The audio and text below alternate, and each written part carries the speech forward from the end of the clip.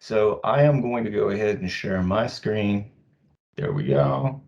I'm going to start here and I'm going to bring up, this is Penny's test environment, okay, for applications. I'm absolutely certain that everyone here from this page is, aware of the fact that you can transfer it or translate it rather into Spanish. There is always help and support here. And, of course, this isn't the 4440 number, but here's the thing. As an assister, you can contact the assister specialists at 4440, or you can just contact customer service and they can help you too. Okay, so don't think that you have to use one or the other. We set up the 844-844-4440 number just so that assisters had a place to go where they could talk with somebody who, wasn't, eyeball deep in customer issues, that was there to help the assister and their customer get from point A to point B quickly. Okay? So you can browse for health and dental plans here. What we're going to do is we're going to go in and we are going to log in as my very favorite assister, Olivia Fox. Now, Olivia works with a number of customers, but right now, if she were to go in and take a look at her active individuals, she's got a few customers here. Okay, some of them are in pending status. We're going to take a look at Mr. Thomas and his family. We're going to take a look at them. Again, time permitting, but we're going to go back to the initial question, and that is, how do we set up an application for a customer that, takes into account the fact that they might not be from the United States. So let's take a look at this. All of you know that you can add a new individual here. Scott, Okay. are you trying to share the screen with us? Yeah, I thought I was. No. Yeah, yes, I, he's. I can see him. I see Okay. Scott, but I I'm don't see. seeing I'm seeing everything. Change your view, Mia. I'll help you, Mia. Okay. I'll go to you. Sorry. So until we get that figured out, I'm going to pause because I want everybody to be on the same page with this. Oh, goodness. I didn't know. You know what it could be? They were just working on this computer. Sorry, Scott. No, No, no, it no, it's is. good. Mia, don't worry about it. Don't worry about it. I believe me, I live in a world of virtual everything. So trust me, I No, see it's it. our computers, Mia. Like our computers are not super friendly with Teams. It happens every time that we use Teams. Oh,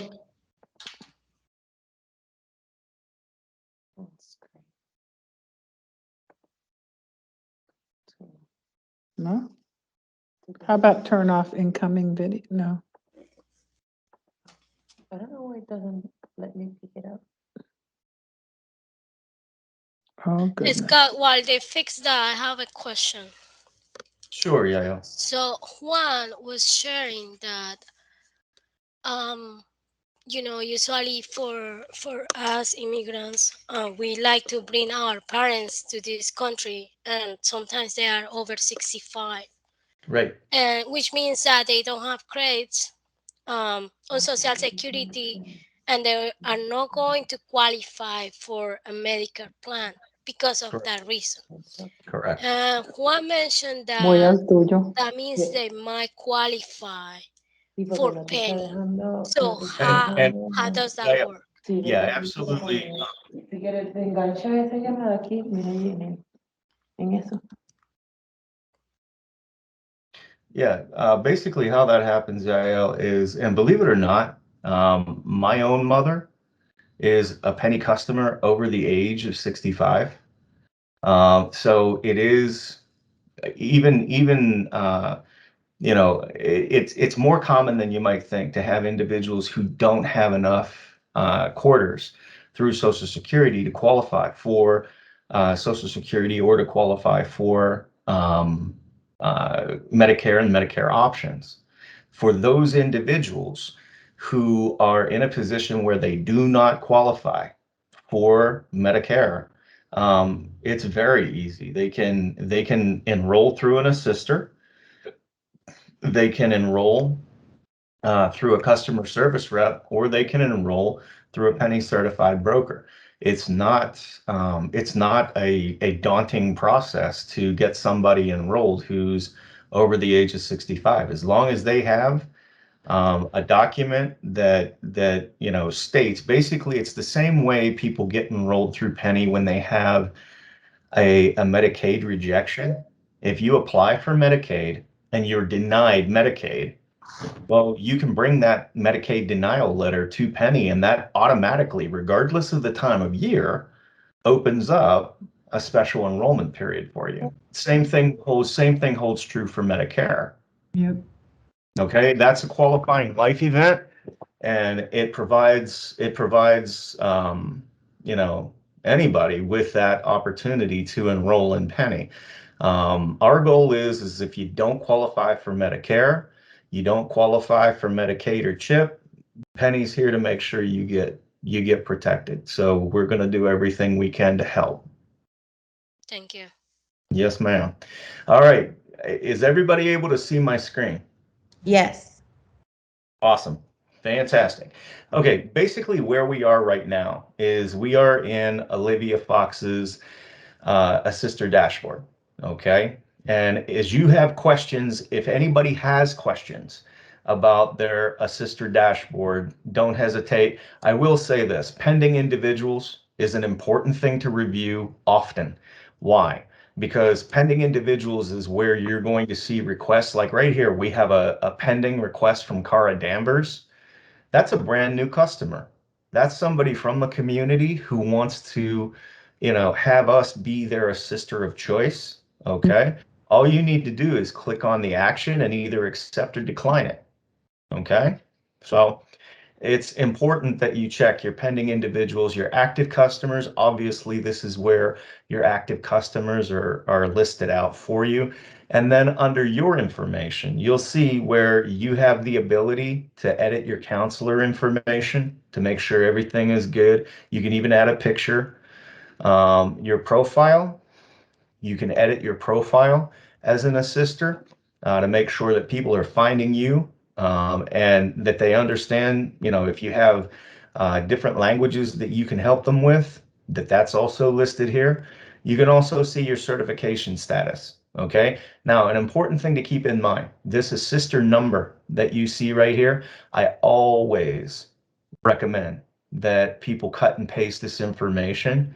Or if you have a snippet tool on your desktop, you can actually just snip this information and keep this information somewhere else. The reason being is it's because if you have an issue that you would like someone at the 4440 number to help you with, all that you need to do is provide them with this assister number, and they'll have immediate access to your account.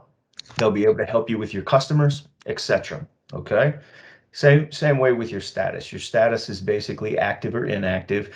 What's the difference between active or inactive? Well, you can be a certified Pennie assister and be inactive, and that basically hides you from the public profile. Okay, so people can't find you, basically. If you're active, that means that people can find you. People are going to reach out to you. That's why I say checking pending individuals, daily, if you can, is a good practice, because people who need you are going to reach out to you that way. Okay, I mentioned all that to come back here to add a new individual, because back to Mia's question, we are going to take a look at what it looks like to start an application here. Let's assume that the individual who came to see you, here we go, one too many space. All right, and we are going to go back in time, select a good year. That's a little way too back right there, but this isn't. There we go, 1984, awesome year. October, we'll give her a Halloween birthday. There we go. Zip code 15301. Phone number, I have to use mine.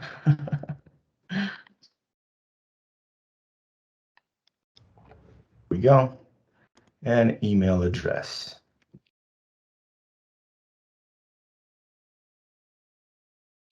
So Scott, if the person Yes. doesn't have a email address, Yep. um, how can we go past through the question? Because there's a place where is, because right now it's not something that you have to have, but later on you have to have the email address. What can Correct. you do in that case? Well, it's the assumption that most people make is that everyone in 2021 has an email address. They don't. Okay.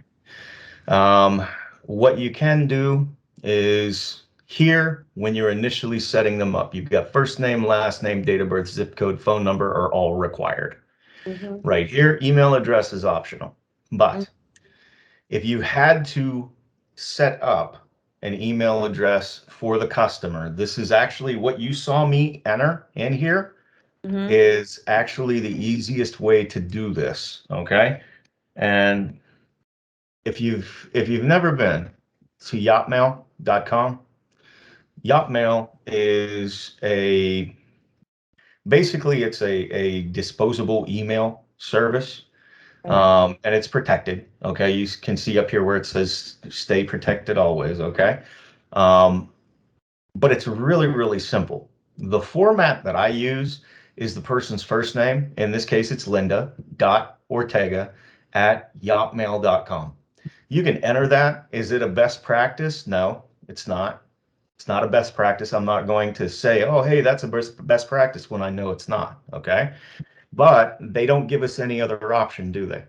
Mm-hmm. So we have to at least acknowledge the fact that not everybody in 2020 has email. And if you need to create an account, you can utilize that Yotmail account and you're fine. Okay.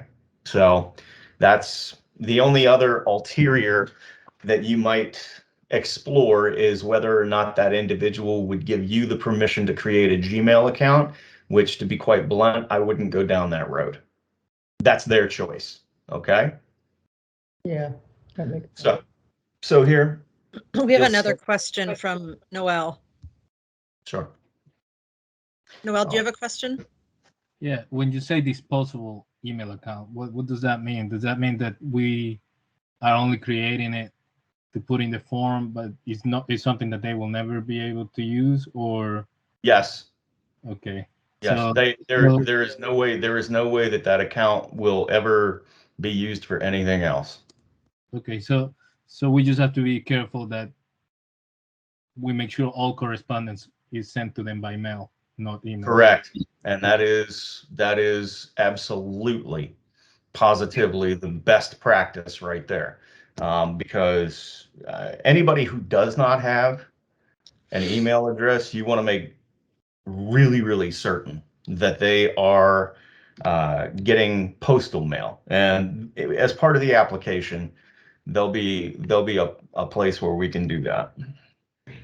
And once the client is enrolled and he has already chosen a plan, they would need to make their payments, the first payment. If that person doesn't have a credit card to do that payment, how could they do that first payment in order for the insurance to be active? Well, here's the thing. If they're going to pay online, they have to do it with a credit card or a debit card from a bank. And if they don't do it online, what's the other option? They can call the carrier and make arrangements for payments. Mm-hmm. So, Omaira, it is usually it's up to the carrier, but sometimes they offer options like they can go to MoneyGram or they can go to Walmart and process the payment there, or some of those multi-services agencies that they find in their neighborhoods and they can process the payments there too. Yep. And that's something, again, when it comes to that initial binder payment, If they are unable to do it online, that is something that they're going to have to make arrangements through the insurance carrier for.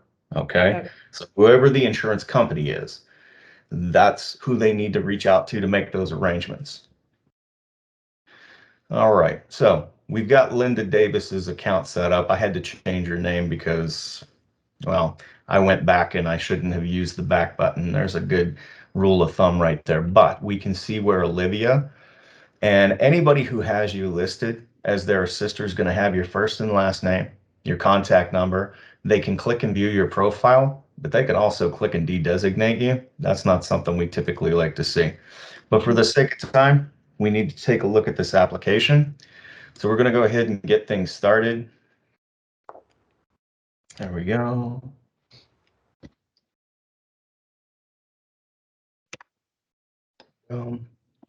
Yeah, 219 East 3rd Street. There we go. All right, so we're gonna have to proceed with that later. They're not gonna give us the ability to do it right now because, well, actually they might. Bear with me 1 second here. I'm gonna see, I'll just put that in. There we go. All right, sweet. So we put the manual information in for Linda's driver's license. There we go. It's submitted. It shows us that it's submitted.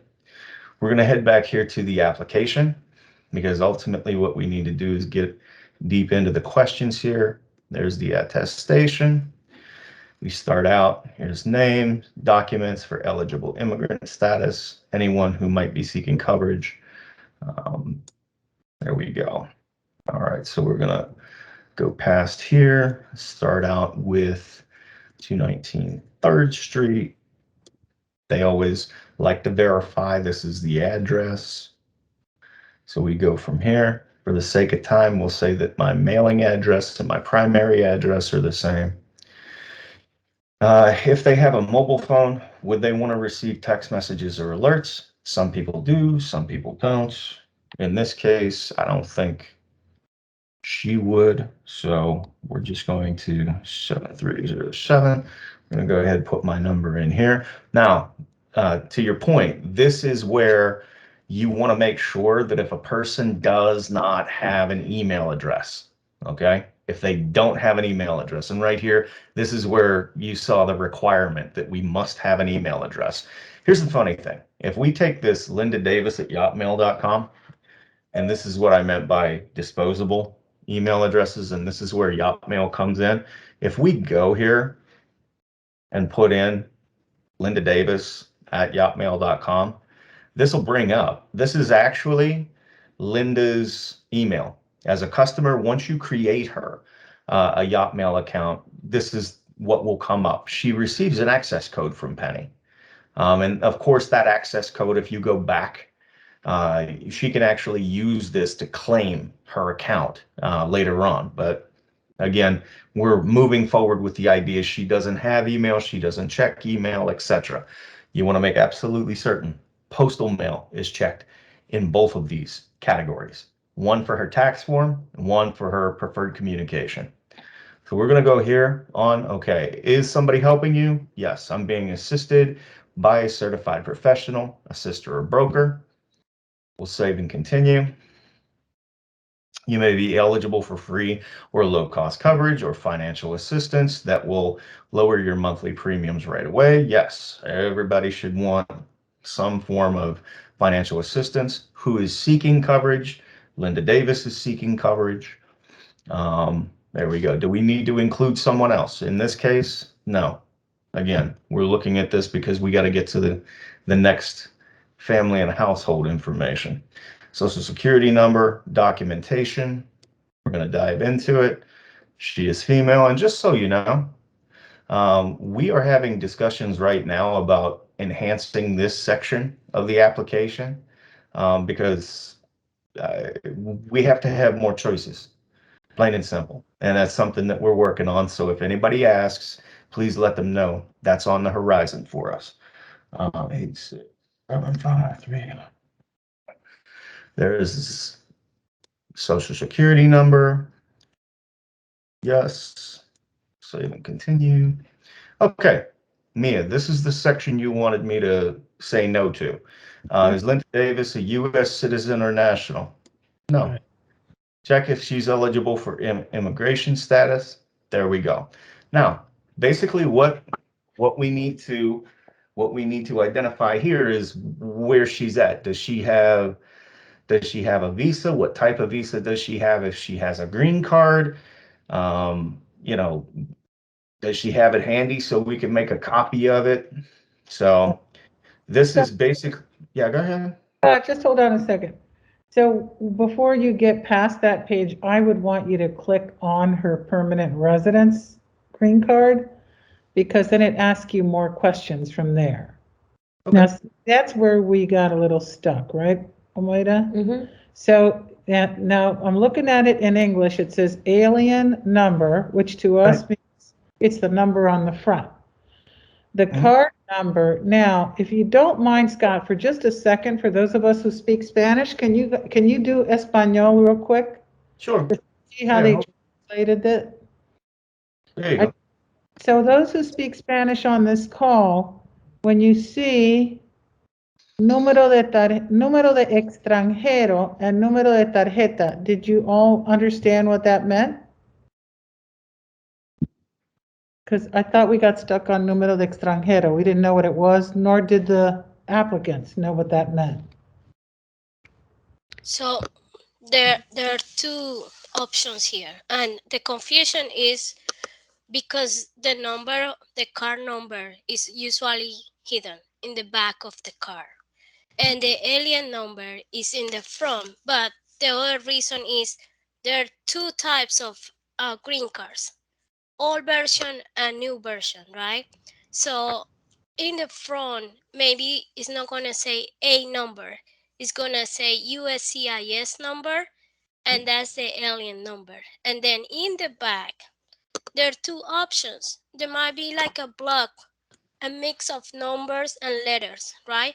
There is like that's the old version, but for the new version of the green cards, it's kind of like a mirror. It's the part that has like a mirror, and you really have to try hard to find the green card number there.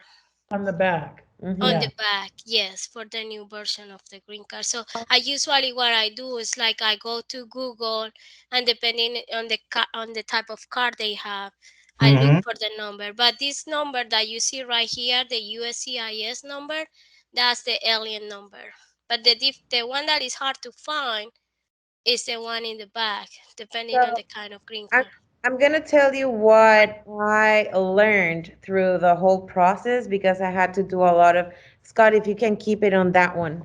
Absolutely. That's what I was looking for. The alien number would be the one that it's on front, which is the you SCIS. and then the card number would be the one that starts with LIN. Yeah, So and in this case, it's LIN 0000000319. correct. So sometimes is EOIN, and then you start all the numbers. Um, I'm sorry, EIO, I I think think you EIO, said- and then a lot of numbers. Right.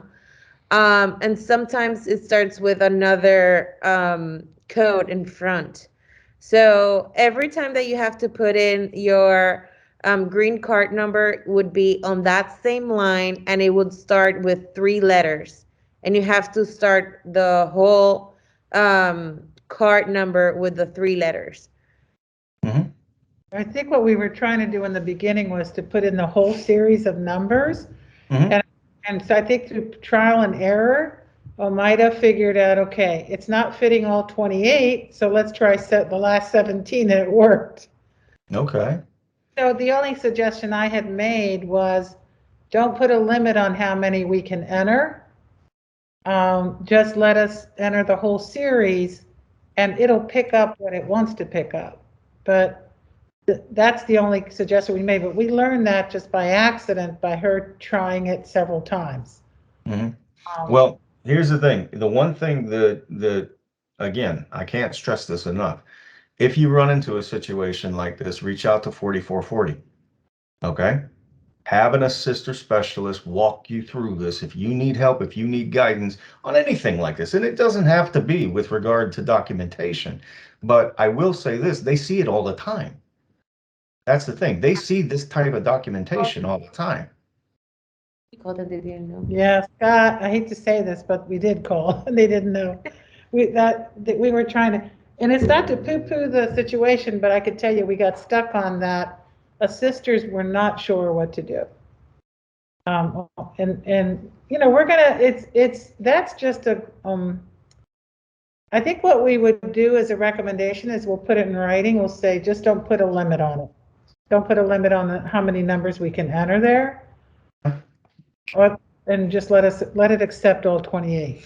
I actually had a similar situation doing an application for my dad.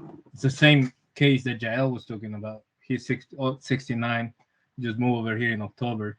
I called the line for assistance, and they just kept telling me that he qualified for Medicare, and because of his age, I kept explaining. I had to explain to them like 10 times like the difference between a resident and a citizen, and the law about the waiting of 5 years. And at the end, I just did the application on my own, and it worked out. But yeah. Sometimes they just don't know the difference between documents. Well, here's a little secret. And the little secret is if you talk with somebody who doesn't know, you ask for a supervisor immediately. Okay. And I mean that to every single person on this call right now. I mean it. If you call that a sister line 4440 and they are unable to help you, immediately ask for a supervisor. No, don't pass go. Don't collect $100. Ask for a supervisor. The reason being is because that entire line is set up, run through our operations and IT team.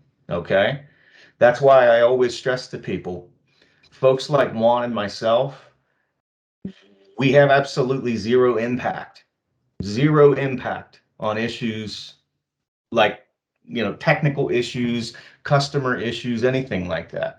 So it's incredibly important, number one, that you call 4440 if you have an issue. Number two, if you don't get the question answered, ask for a supervisor, period. Okay. And I mean that. If you ask for a supervisor and they're unable to resolve it, ask for a call center manager. Okay. But get it resolved. Okay. The whole purpose behind that line is to make sure that questions like this don't hover. Okay.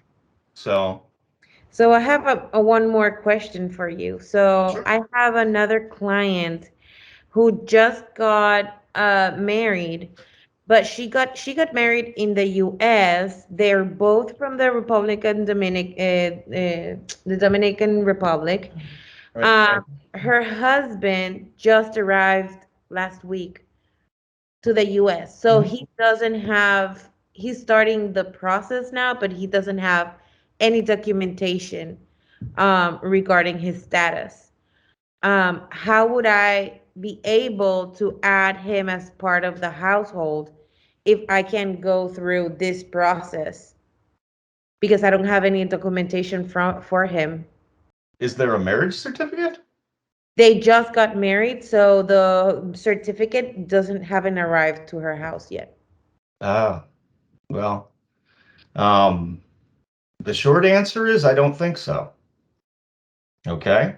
I can't Um, add him as a person in the household.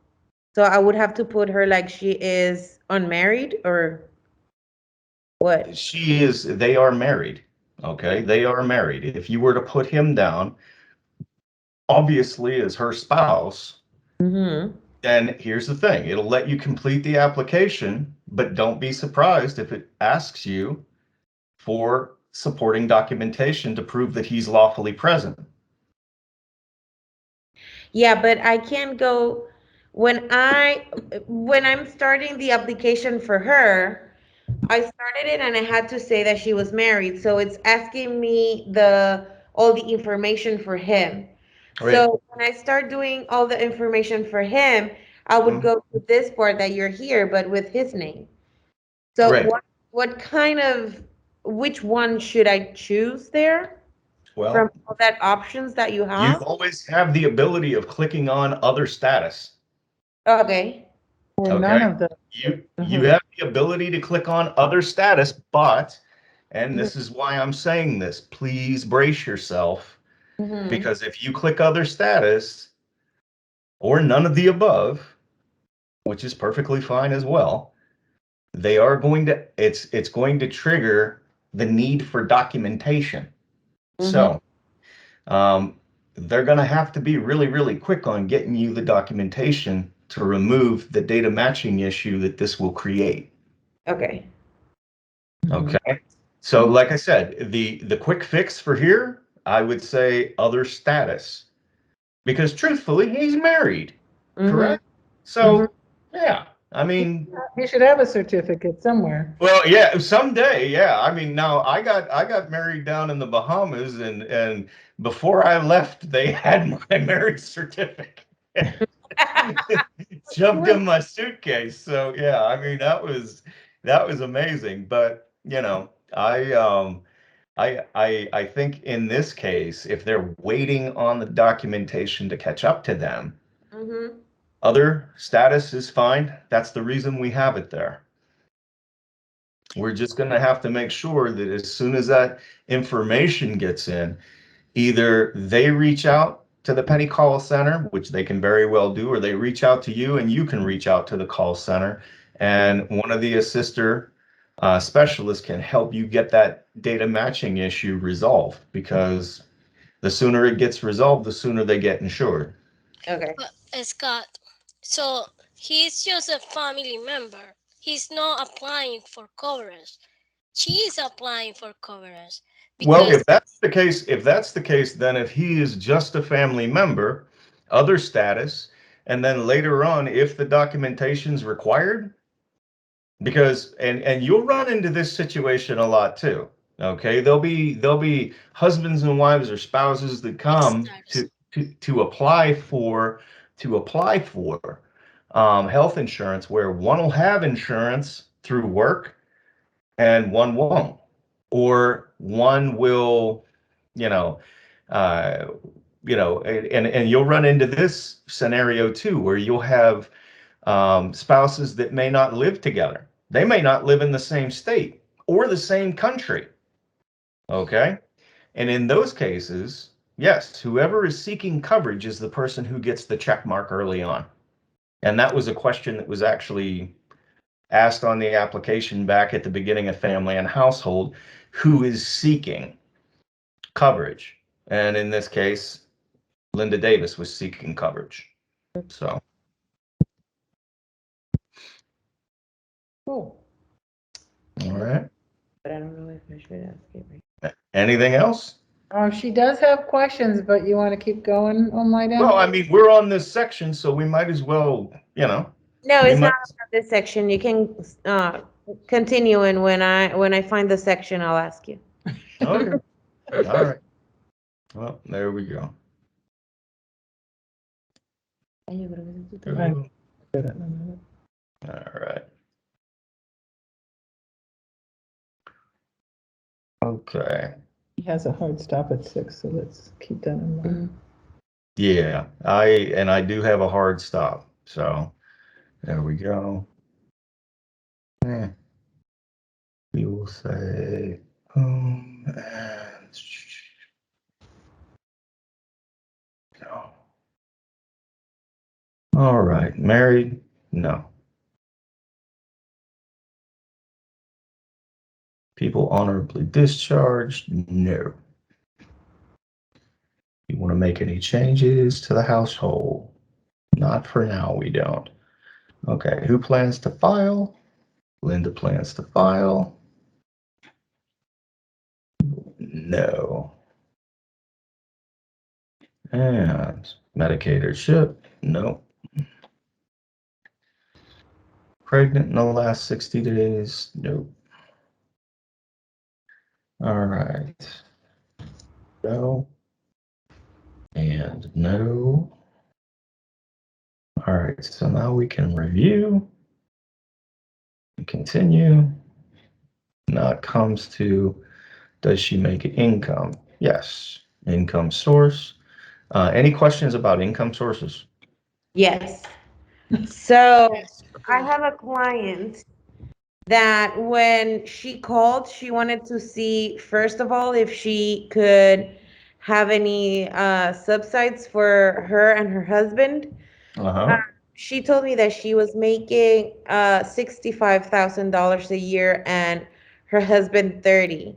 So we Okay. went to the calculator Mhm. before doing the whole application, and in the calculator it said that Penny would give them $900 a month for their health insurance.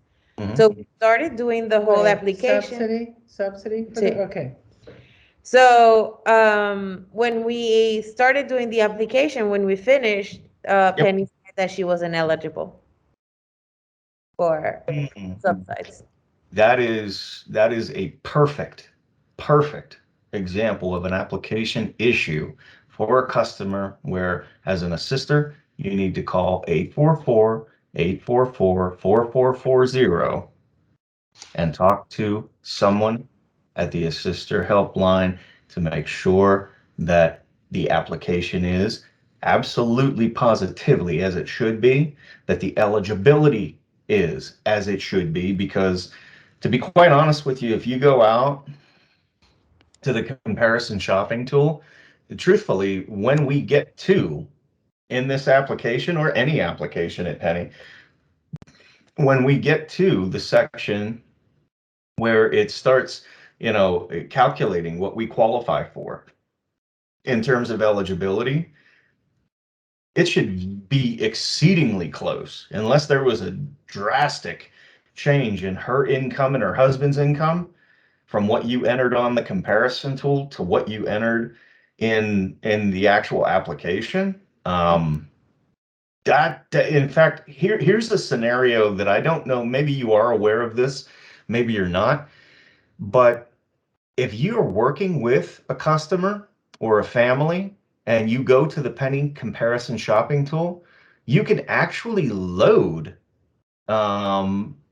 whatever plan you've selected or that the family selected. You can load that plan, health or dental, and you can actually begin the application process right from the comparison shopping tool. Okay, so I definitely would say if you have a discrepancy in terms of their financial assistance, you need to reach out to the call center because something with the application is not right. Okay. Okay? Isn't it in the training guide or that I've seen, isn't the first step or second step is look at the comparison tool or go shopping first? Like Oh, yeah. I go there first so that I'm ready for them when Yeah, they no, and I'll be honest with you, it's something that I encourage a lot of folks to do because generally speaking, you have a much easier time enrolling somebody once they know, hey, look, I qualify for what did they qualify for out there? Was it like 900 some dollars worth of subsidies? Well, that helps break the ice real easy. So, if you're asking for questions after that, and this application, it's not necessarily tedious. It's just there's a lot of information that may or may not pertain to the family. But if they know that number one, they've got a great health insurance plan and they've got money to help pay for it, Oh, I it would, makes, you know makes it what? all better. I would follow it up because this just happened, so I would definitely call the assister line tomorrow. Mm-hmm. Mm-hmm. Yeah, because it was turned down today. Yeah. Today, Mm-hmm. not eligible. Okay. Yeah, that's something has to be wrong there. Something because, and I'll tell you why. It's because together it sounded like they were, they were both under, as a family, they were under 100,000. Okay. If you're under 100,000, guess what? The American Rescue Plan is here. We cap their income at 8.5%. That's what their monthly premium would be no more than 8.5% of their household income. You see what I'm saying? So, I mean, just off of the cuff, and I'm, trust me, you folks I am no high level. She made 62,000, and you said he made what, 30,000? 30, right? She's 65 and he 30. Okay. 65 and 30. Okay. There we go. It's 95,000. Okay, so you'd be looking at, Wow. yeah. Now, that 8.5%, hold on here. I didn't do that right.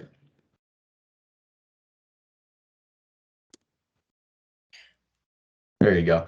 Yeah, that'd be about $8,000 a year they would have for their for their subsidy.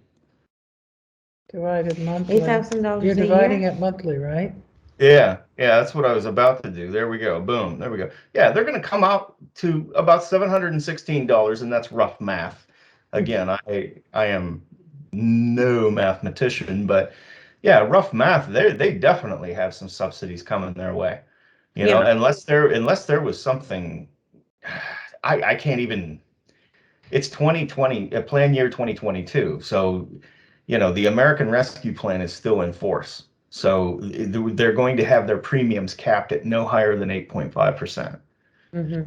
So, I'm gonna call them back. Yes, you will. We gotta chase it. We gotta chase yeah, it. no, that's definitely you're going to be their hero. They don't know they've been denied, right? Yes, I told them that the application was not eligible. Oh boy. Um, Okay. Well, and no, that's okay. That's okay. I, You'll come out of this looking like a hero. I'm gonna call her back tomorrow and say that I had a new training and that I was gonna that I'm gonna just Tell me you were advised, Mhm. to go to the Penny Customer Service Mhm. Center, Yeah. Customer Assistance Center. I think that, they won't find a plan tonight, so we have time to call them tomorrow. I'd hate to lose them. Yeah. Okay. Well, you know what? Our call center is open until 7 p.m. Mhm. Yeah, I can call him. I can call today. I will call her today. Oh, Yeah. yeah. Hold on a second. There we go. Yeah, I have to believe they're open. Yeah, 8 a.m. to 7 p.m. Okay. That is, I know it's not that late for, well, yeah, actually it is 8 to 7 p.m. There it is. Okay. Boom. Okay. So, but yeah, I definitely would give them a call because that just sounds bizarre. Um, there we go. Okay, another question about income. So Sure. this comes very often, and it's for everyone to get the experience. But an Uber driver, so Hmm. is an independent contractor. Yep. Supposedly he makes 45 or 35,000 a year, right? Yep. But at the end, after expenses, the guy only makes like, I don't know, 10,000 a year. Yep. Or Here's the thing. how Here's do the thing. you Yeah, yeah. how do you calculate the income? Well, basically, how you calculate the income is whatever is or whatever is claimed by that individual on, I believe it's line 11 of the 1040 tax form. That is exactly what you want to report here. Okay. So if and again, it is based upon taxes. Okay. And here we go. I'm just gonna make sure. Here's the 1040 form. Okay. Um, on that 1040 form, we'll take a look at this in bold. Okay. Um, this taxable income right here, line 11B, that is the taxable income. That is what typically you are going to see, um, you know, well, and here it is again on line 15. That is you know, what we're looking for. Total adjusted gross income. and that is adjusted gross income is line 11. Line 11 is typically the line that we use. So to, and why does line 11 matter? You'll see right here where line 11 is what is considered the adjusted gross income, okay?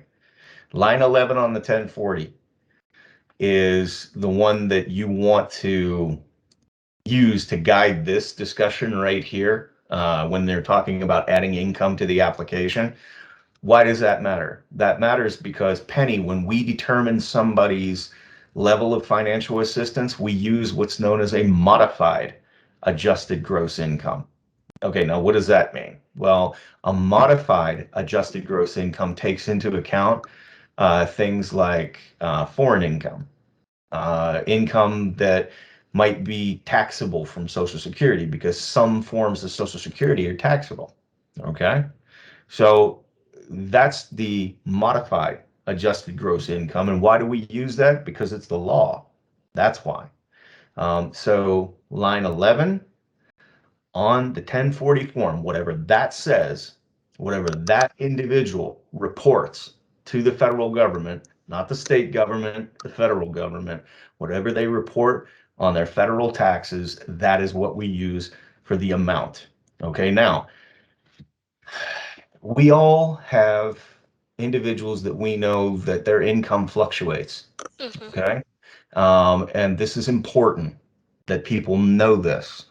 When you meet with them, if they are an Uber driver, Lyft driver, DoorDash delivery person, etc., etc., they could be a small business owner. Or Okay. the owner. Yep, exactly. Well, you're gonna have income that fluctuates. All that we ask is that that individual stay in touch with Pennie throughout the course of the year. Okay, our goal is to try and make sure that that customer does not find themselves in a position where they estimated an income that's too low. Come tax time, if they make an income that's significantly more than that, they're going to have to pay back their advanced premium tax credits. Surprise. Okay, so it is incredibly important that anybody with a fluctuating income, and they could do it on a quarterly basis, they could do it on a monthly basis, they can call our 8040 number, and they can have a very brief discussion with a Pennie CSR to help them determine whether or not they have to adjust their level of income.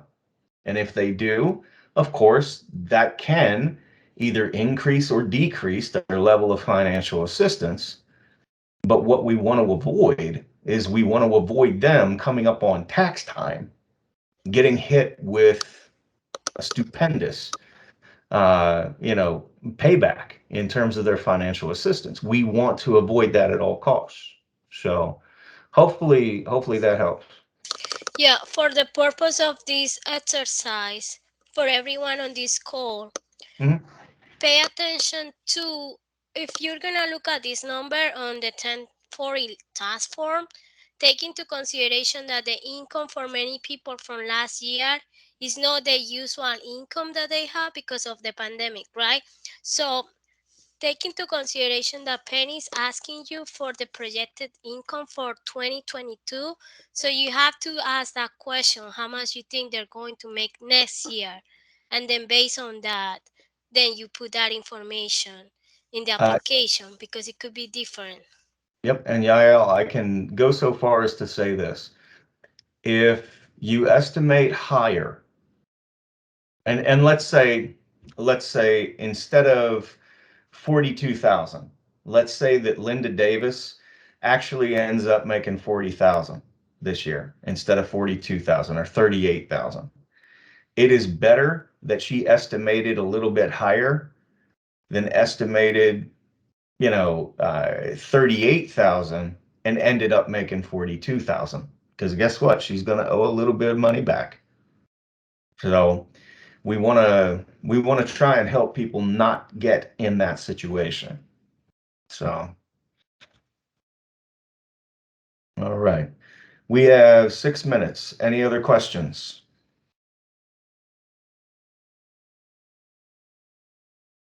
Okay. Well, I'm gonna roll on here. Scott? Yeah. No, it's not application related, and I'm going to let you go through it. It's really, and I think we figured out the issue. I don't know if everyone on this call knows that if you have, what we've learned is if you're an assister and you've created an application for yourself in the past for a personal account, we're learning that if you've done it with one email and you're now an assister, it'll default to your personal application account. And so we had one of our assisters today on the line with this, with your customer service line, trying to Right. recognize her as an assister through the email. That's a technical ticket. That is absolutely appropriate that you called 4440 because they're the only people that can help with account access issues. Right. What I will say is this, and this is an incredibly important lesson about Pennie's platform. Anytime you change a role at Pennie on this platform, let's say you go from assister to customer, you need to use a different email address. Why?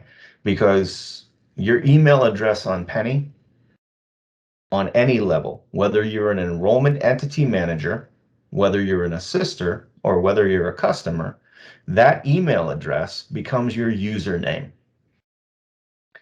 And if you utilize or attempt to utilize that email address as the same username for an assister and a customer account, or for an enrollment entity and an assister account, you won't be permitted to do that. It's a security. Okay. It's just the way things are set up from a security perspective. Okay.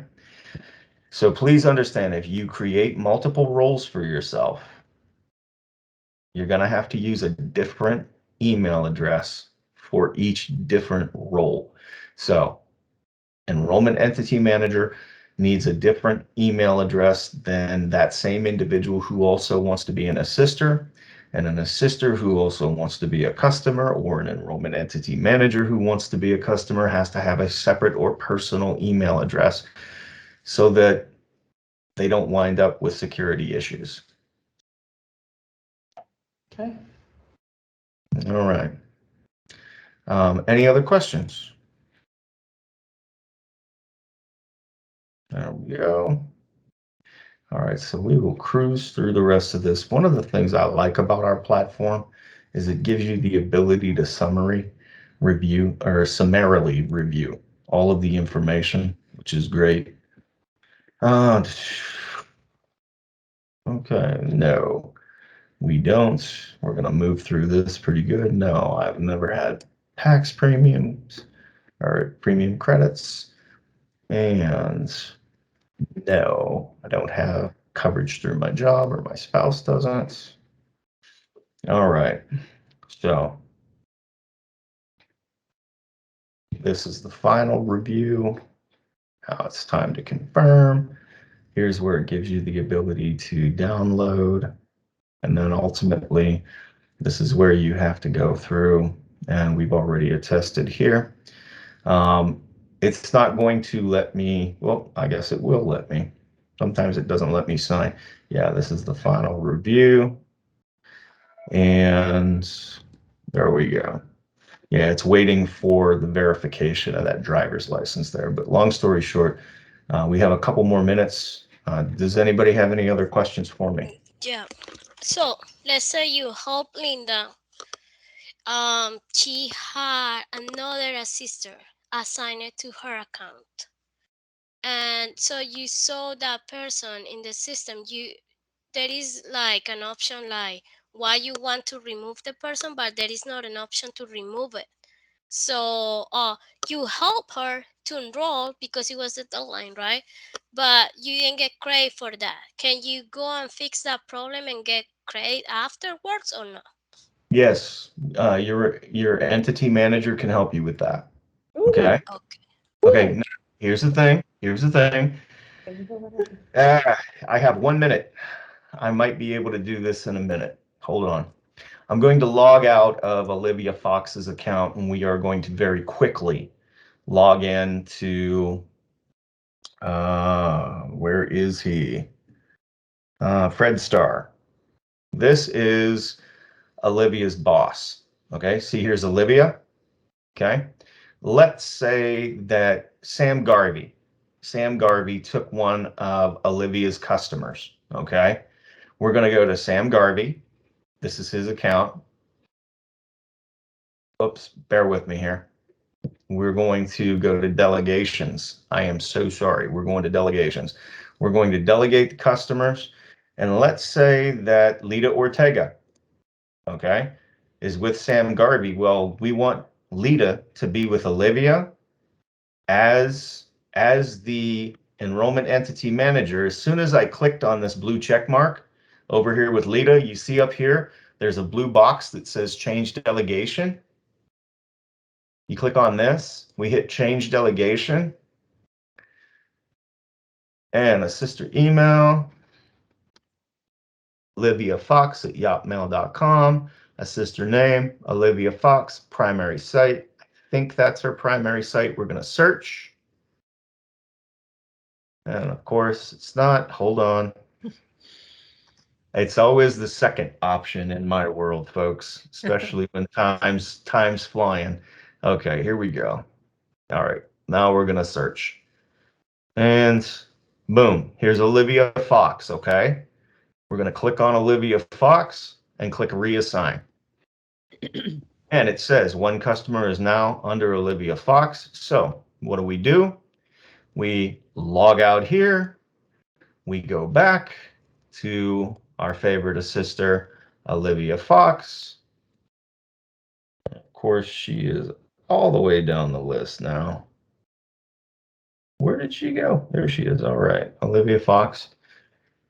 And under Olivia Fox, if I go to active individuals, who do I see? Lita Ortega, right here.